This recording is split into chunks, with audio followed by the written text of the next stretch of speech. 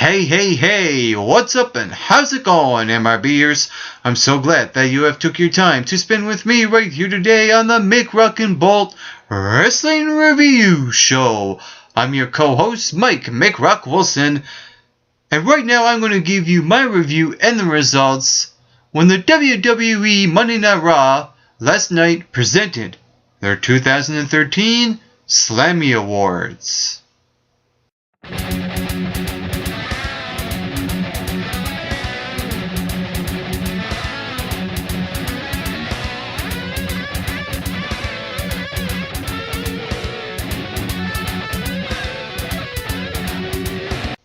Alright, so last night on WWE Monday Night Raw, they presented the Slammy Awards, and overall I thought, the way the Slammy Awards were presented was actually pretty good because they used some storylines involved on last night's show, even though I thought it was constructed very weird because it was like, okay, we have the presenters, they show us the nominations, a guy comes out for the match, we go to commercial, and we come back to find out the winner of this award. And this happened throughout the show, so I thought, that was weird in an overall sense. It was weirdly constructed. I don't think it was poorly constructed. It was just weird overall to have that. I guess this is WWE's way of being different. And like I said, I thought it felt a little weird coming off the Slammy Awards. But other than that, the show overall was actually average at best. And for this review, I will actually talk about the Slammy Awards first, and then I'll get into the matches that happened on the show. We had Superstar of the Year. The presenter was the Heartbreak Kid, Shawn Michaels. And the winner is Daniel Bryan. And this was not the first award that was presented, so this review will be a little bit all over the place. So, with that out of the way, I think the right person won Superstar of the Year because Daniel Bryan is way over the fans, and they proved it last night in his hometown in Seattle, Washington. And I like how when Daniel Bryan won, he also won a couple of awards as well. He won Beard of the Year, and he also won the Yes Chance award as well, the catchphrase. And I thought, the WWE gave Daniel Bryan some really good props on the show. And the way they had Shawn Michaels and Daniel Bryan interact when Shawn Michaels was receiving an award and giving a award to Daniel Bryan was interesting. We never got to see it to the fullest, which I like because, you don't want to give too much too early. I like that, it was like, okay, we have a stare down, hey, and they go their separate ways. And it wasn't to the fullest, so I like how they tease some things that could lead up to something big if it's going to happen at WrestleMania, Daniel Bryan versus Shawn Michaels. But after watching this show, I also have another theory on what they could do at WrestleMania, and I will also get to that later on. The Diva of the Year presenter was Eve, and the winner for Diva of the Year, and I'm going to put Diva in quotes, are the Bella Twins. For one thing, these are two divas. So WWE's logic is to have the Bella Twins win Diva of the Year when really they're divas, plural. That don't make any sense at all. It should be diva, not divas. And also, having the Bella Twins win this award, I thought really just wasn't the right fit. I think that AJ Lee should have won the Diva of the Year because she's the Divas champ. She is the face of the Divas division. And I think that putting the Bella Twins even in that category for Diva of the Year is questionable at best. And when they won the award and done their speech, I was blown away of how horrible the Bella Twins speech was on the Slammy Awards. Let's face it, I think that was just absolutely ridiculous. And need I go any further? I'll put it to you that way. There's just no need to go any further beyond that. We saw a double cross of the year. The presenters were the Shield. They actually look pretty good in their... I'm actually looking at a picture right now of them in their suits, and I thought, they worked those suits pretty well, even though it felt weird to see them in suits. This is just Mike McRock fashion tip of the year, and yeah, like I said, even though they look weird in suits, they actually look pretty good as well. They presented the double cross of the year, and the winner of that was Shawn Michaels super kicking Daniel Bryan at Hell in a Cell. I can understand why they chose that, because they wanted to present Shawn Michaels as a massive heel, winning an award and giving a good speech where he just goes over as a great heel, selling the Daniel Bryan turn, him costing Daniel Bryan the match. So I like that. I think that was a good part on WWE. Giving Shawn Michaels, some time to interact with the fans and have him go over as a big heel that he's portraying right now ever since he cost Daniel Bryan the match. So I thought that was pretty good on the part of WWE. Match of the year presenter was Bret the Hitman Hart. And you really can't go wrong when Bret the Hitman Hart comes on Monday Night Raw. It's always a special occasion, and I like how the WWE puts Shawn Michaels on the show when it's a special occasion event. Kind of like with Vince McMahon as well. Vince McMahon should be on the show where it just should be on the special occasion. And they done so last night with Bret the Hitman Hart. And the winner, well, I will say this. I will actually give the nominations now. We have The Undertaker versus CM Punk at WrestleMania 29. Little questionable. But I can understand it. The Rock versus John Cena for the WWE Championship at WrestleMania 29. Cody Rhodes and Goldust with Dusty Rhodes versus Seth Rollins and Roman Reigns, the Shield, with the Rhodes brothers' jobs on the line at Battleground. That was a good feel-good moment match, and I think that was storyline of the year. And we also had Triple H versus Brock Lesnar in a steel cage match at Extreme Rules. And the winner of this award was The Rock versus John Cena for the WWE Championship at WrestleMania 29. And immediately, the first thing that I said was, hell just froze over. I think The Rock, John Cena, because, there's a lot of WWE marks, they like that match, whatever. I don't think that should be match of the year. I think the WWE failed to nominate 3 good matches that I can remember. 1, CM Punk versus John Cena back in February, where the winner faces The Rock at WrestleMania. I thought that was a really good match, and the WWE failed to nominate that. The main event at SummerSlam, John Cena versus Daniel Bryan for the WWE Championship, where Daniel Bryan got a clean finish.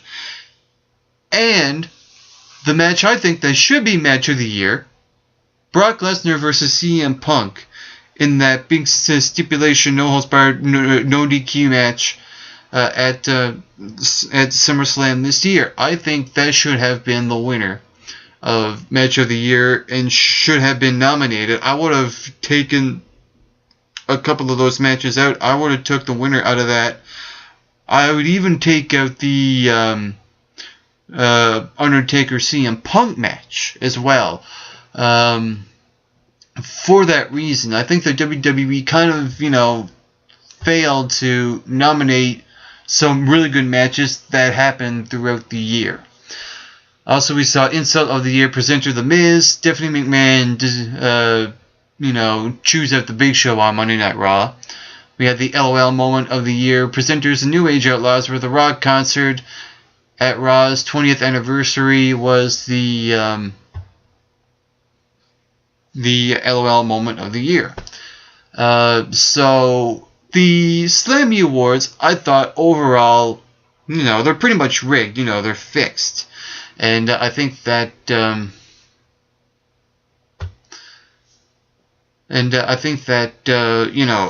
Slammy Awards should always feel not as important as the stuff that should be building up at TLC, and I thought, they actually done a pretty good job doing that. Case in point, the last segment that happened on the show, I will get to that on the very last thing on this video. The kickoff match on the show was Bryan versus Fandango, and I thought, this was actually a fast-paced match. It was actually not half bad. I like that Bryan brings out the best out of every superstar that he faces, no matter if it's CM Punk, The Shield, the Wyatt family, even Fandango last night. I thought those two put on a decent match. Bryan, over with the fans. Fandango, his days of Fandangoing are long gone, but like I said, I thought this was actually a not half bad match.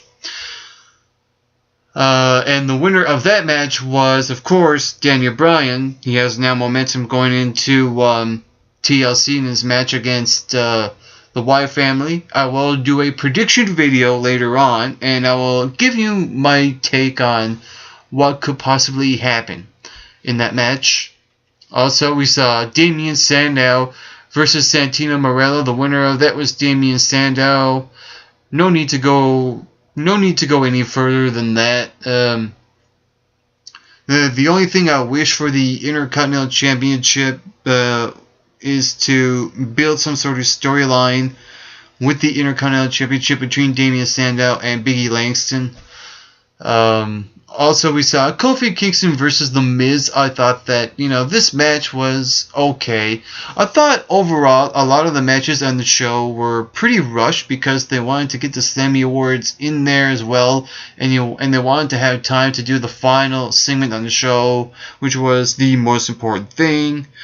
And I thought that, the Kofi Kingston and The Miz match was okay, and I think that and coming off The Miz's heel turn was kind of a hit and miss as well. I thought that, WWE would capitalize it to the fullest, but they kind of fell flat on this show.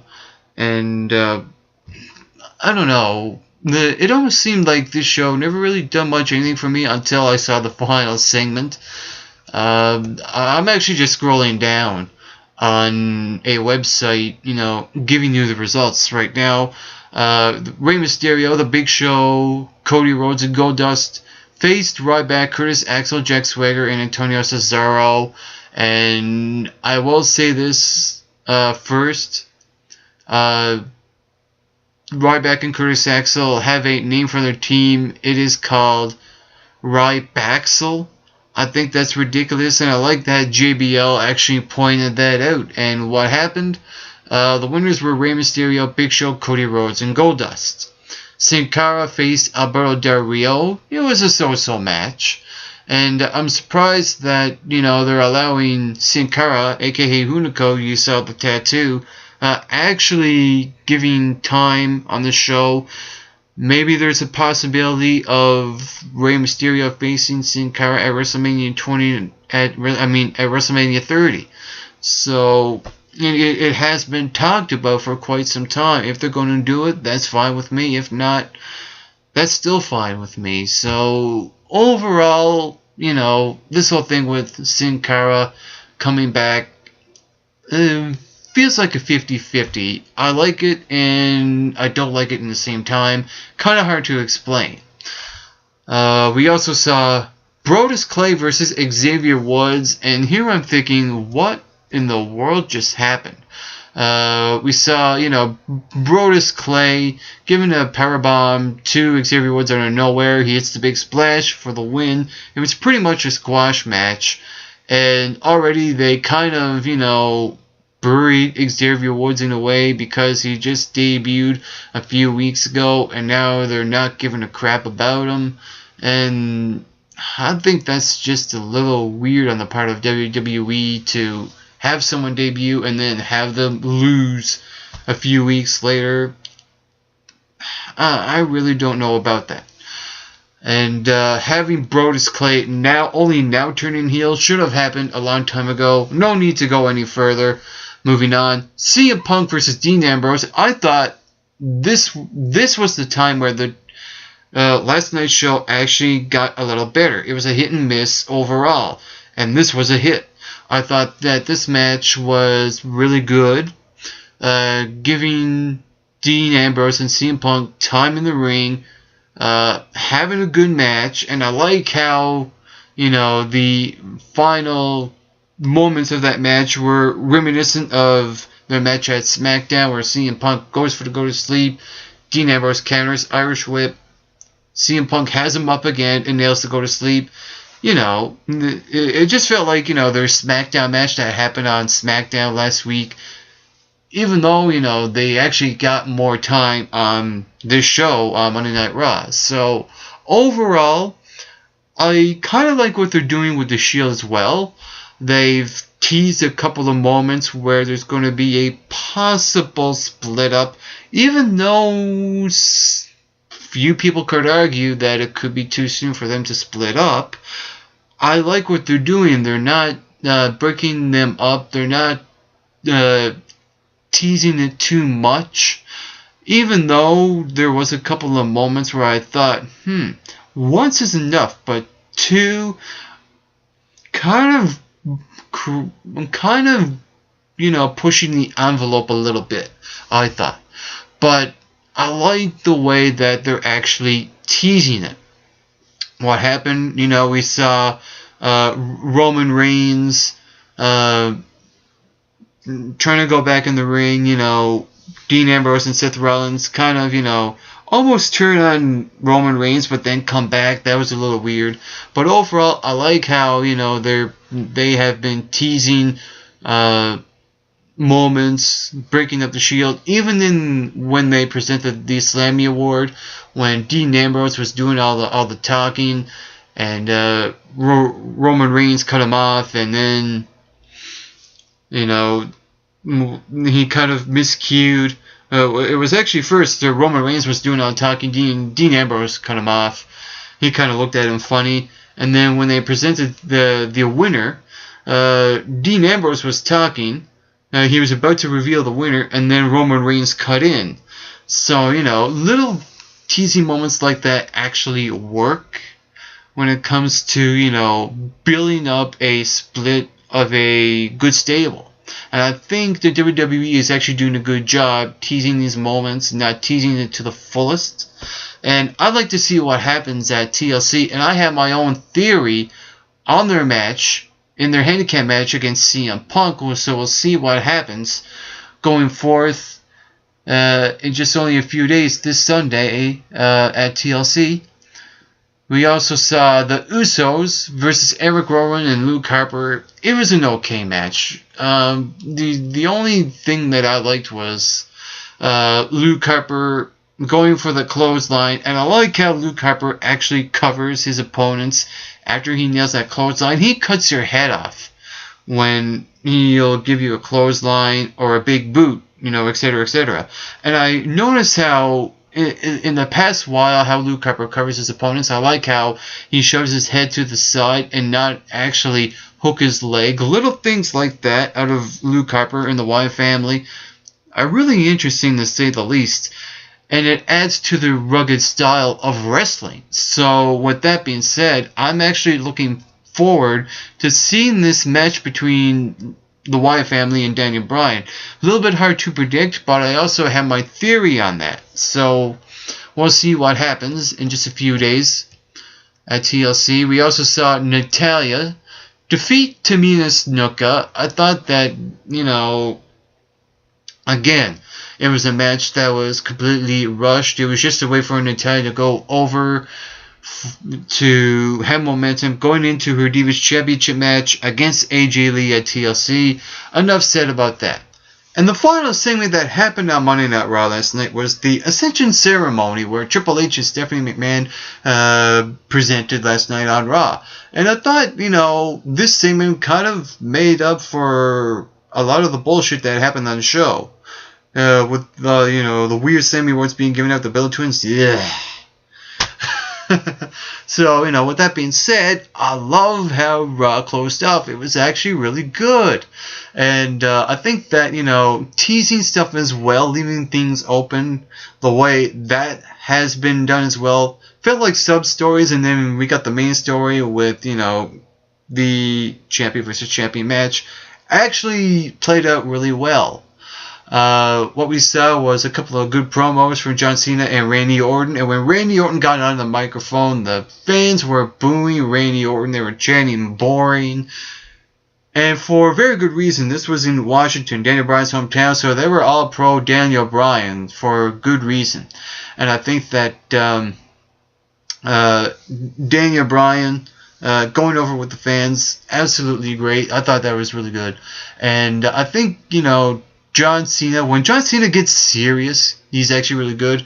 When he's the fun, corn-loving, well, not corn-loving, but corny kind of guy cutting a promo, he sucks. Absolutely. Completely watered down. But when John Cena gets on the mic and gets serious on his promo, he's untouchable.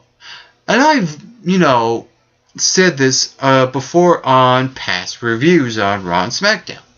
And I like that he mentioned about Randy Orton being everything handed to him. He always runs to Triple H and Stephanie for help, and etc., etc., etc. Blah, blah, blah, blah, blah, the other things he said. And a lot of it, there's a lot of truth behind. And when John Cena gets serious on the mic, a lot of truth comes out. Case in point, watching Raw last night.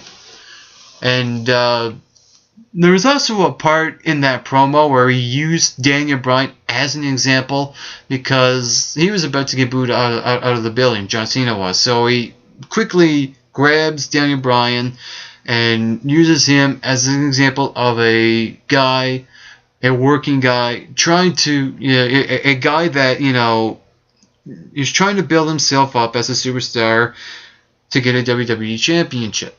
And he used him as an example of, someone who goes over with the fans very well. And I think he done a really good job. It was almost a cheap way out as well. You can look at it both ways. John Cena, getting a cheap way out to get some fans over with the crowd by using Daniel Bryan as an example in that promo. So yeah, you can look at it either way. And the way I see it is both ways. John Cena, I think, was very smart in using Daniel Bryan in that promo as, the guy that is the working guy that wants to go over with the fans. And he done that pretty well, I think. And shortly after, Randy Orton gets a cheap shot in at John Cena. They go at it. There's a couple of teasing moments where John Cena kind of gets, the gist of it out of Randy Orton, and then we see CM Punk and Triple H having an exchange, Shawn Michaels and Daniel Bryan having an exchange. So a lot of things are happening in this segment that actually played out pretty good because there's actually build up to it. Case in point, CM Punk and Triple H, they had a rivalry going a couple of years ago where they kind of used Kevin Nash as well. So I like how they're actually going to renew it. If there's a possibility that will happen, hey, I'm all for it. Let's have it. CM Punk, Triple H, WrestleMania. They could even have a tag team match where CM Punk and Daniel Bryan tag team against D-Generation X, Shawn Michaels, and Triple H, and we'll see what happens there. So, there are actually some options open now going into WrestleMania, and now is the time to build up these matches going into the biggest event of the WWE. And so I think overall, like I said, now is the time to do it. And with that being said, I thought this segment overall was, I think, the greatest thing that happened last night on WWE Monday Night Raw. So what did you think of the Slammy Awards last night? Comment below and let me know. Also, you can follow Make Record Bolt Wrestling Reviews on Facebook. Follow us on Twitter. And like and subscribe to the MRB YouTube channel. And like what you see, dislike what you see, don't matter what you do, comment below, and do all that stuff. And to a final message to all you MRBers watching, get plenty of rest and always do your best.